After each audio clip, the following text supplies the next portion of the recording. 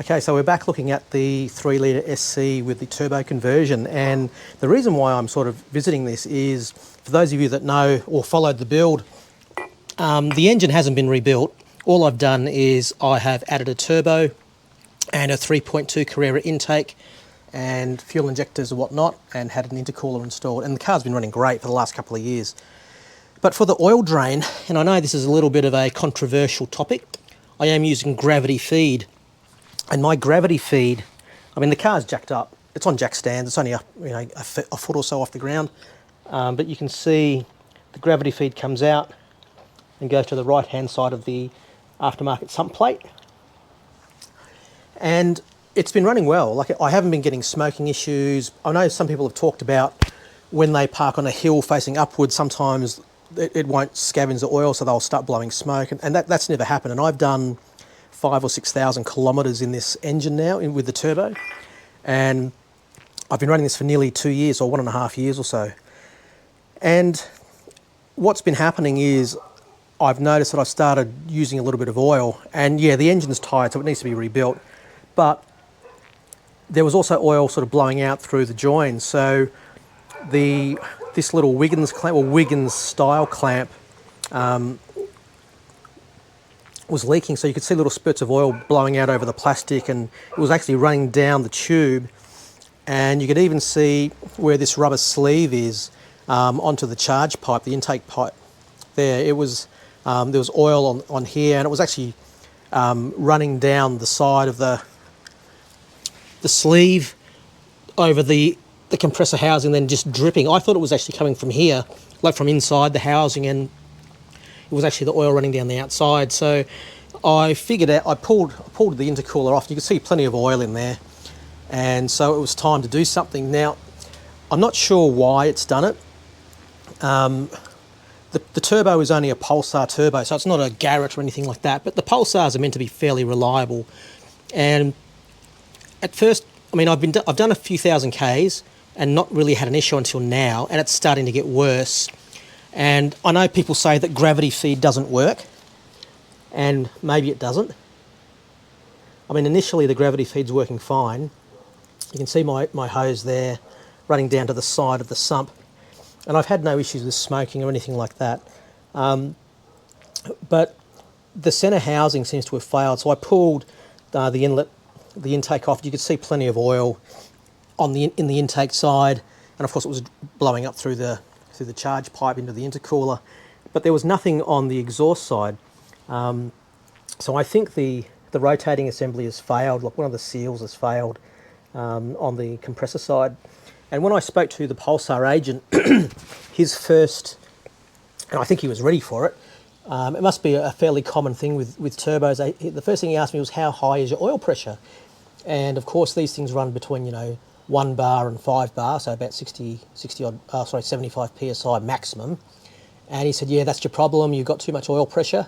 And he's told me that I need to buy a oil pressure regulator, which is from, I can't think what the company's called, but it's a fairly popular company. But anyway, it escapes me, it's off the top of my head. But so they limit it to 40 to 45 psi. And he said that all the Nissan guys have the same problem, and if you get a pressure regulator, it will fix it.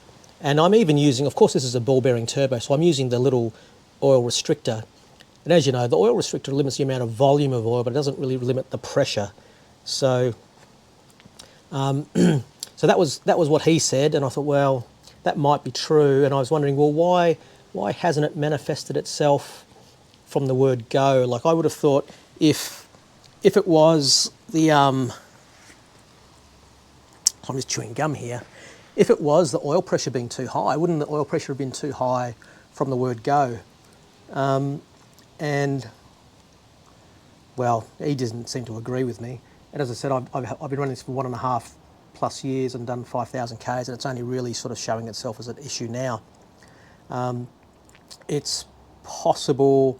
I mean, I just assume that the turbos failed, or the seals have failed. That's what I'm assuming. But the other issue is I'm not running any water cooling, so could the lack of running liquid cooling for the turbo have caused an issue? Like maybe it's getting too hot in there and it's not cooling down, so when I shut it off, the oil's carbonising or coking up or doing something like that. I don't know. I don't really drive the car hard. It's been on the track a few times, but I usually let it cool down, like, you know, get a cool down lap in. And maybe that's not enough, but again, it's only been on the track 3 times. Maybe the lack of gravity drain isn't allowing, maybe it's not scavenging enough oil. So, sorry, not lack of gravity drain, but the lack of a pump. So the other theory I've got is that if the gravity drain, if the pump in the engine, if it's not scavenging quickly enough, then that means that there's probably too much oil laying in the drain pipe. It's filling up, and maybe instead of clean oil being pumped through the turbo all the time, maybe there's not enough oil flowing through the turbo because this isn't scavenging quite quickly enough. But again, I would have thought that if that was happening, then I would be having oil blowing through the turbo because, you know, the pressure is, you know, 40, 50 psi. You know, I would have thought that would be more of an issue, and it would be blowing through the seal. So I don't know if the lack of gravity drain, I'm not sure if the lack of having a pump is the issue. So what I've done is I've gone ahead and ordered the replacement centre housing for the turbo. So I didn't change the compressor or the exhaust housing. I just bought the centre piece, the rotating assembly, and I've swapped it in. And of course it's running better. Like, so straight away, what I noticed straight away with the running is it's spooling up a little bit quicker. That whistle, I noticed that towards the end, like before I changed the turbo housing, I noticed that when you squeeze the accelerator, you hear that, you know, that nice spooly, whistly sort of sound, and it wasn't doing that anywhere near as much. And I thought maybe I was just getting used to it. But as soon as I put the new centerpiece in and took it for a drive, straight away, it was like when it was brand new and I remembered it, it was like, you could hear it spooling up quite quickly. The whistle was much more audible, and it actually felt a lot more punchy, so it was boosting from a little bit earlier down. So yeah, I guess my centre housing was damaged or failing, but I still don't know the exact reason why. So the last thing I want to do is just having to buy a new turbo centerpiece every 1.5 to 2 years. I don't want to keep doing that because that's not cheap. So I have gone ahead and invested in a pump. So this is the TurboWorks. Oh, actually, TurboWorks might have been the brand of the pressure regulator I was trying to think of. I'm not sure. But anyway, so I bought the TurboWorks Exa pump, and I'm pretty sure this is a nano. I mean, that's what I've asked for. It doesn't feel... Well, I think the N in the model number means nano. Well, that's what I hope so anyway. But it weighs, I just put it on the scales, that weighs nearly 2 kilos. It's about 1.8 kilos. So what I'm trying to figure out is where to mount it. Now, I do also have one of these things. I can't remember, I think I got this from TurboCraft. I'm not 100% certain. So that'll replace that thing. So that's going to be hanging down there, making a big mess.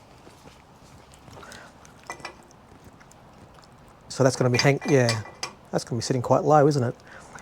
So then I need to figure out where to mount the pump. And seeing how heavy it is, I'm sort of just wondering, where do people mount their pumps? And also, can you mount the pump high up? Like, if I could mount the pump in the engine bay, then will it actually suck the oil from down here and up? Or do I need to mount the pump at the same level as this tank? Is that how it works? Like, does the pump need to be mounted somewhere around here?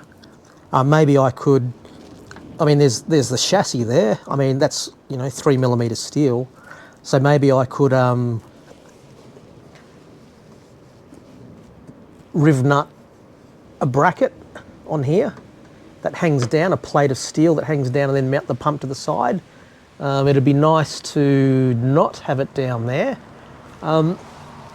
Or, I'm actually just having a look in here, there's not a lot of room anyway. But the idea was to take the oil and then run it back up and probably feed it into the breather cover, which is sort of in there somewhere. Hard to see here. But yeah, I'm just sort of curious. So anyone that's done this, yeah, where did you mount your pump? Gee, there's some nice real estate there. But again, I just hate mounting stuff so that, you know, if you put it there, then it's going to get in the way of getting to your coil plugs and your spark plugs, and that's not what I want to do. I think I'm going to have to mount the pump under here. So yeah, maybe a steel plate that hangs down and mount the pump up nice and high, I guess. Let's have a look.